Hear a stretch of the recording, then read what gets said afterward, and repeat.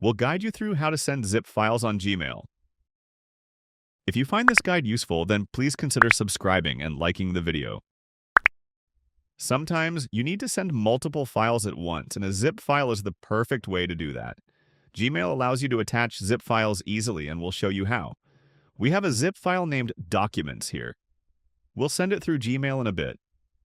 First, open your web browser and go to Gmail. Click on the Compose button to start a new email or reply to an email in your inbox. In the recipient field, enter the email address of the person you're sending the file to. Add a subject and message if needed. Next, click on the paperclip icon at the bottom of the email window to attach a file. Locate your zip file, select it, and click Open. If the file is larger than 25 megabytes, Gmail will automatically upload it to Google Drive and insert a link instead. Once the file is attached, review your email details and click Send. That's it. Your zip file is now sent successfully. If you found this useful, then please consider subscribing and liking the video.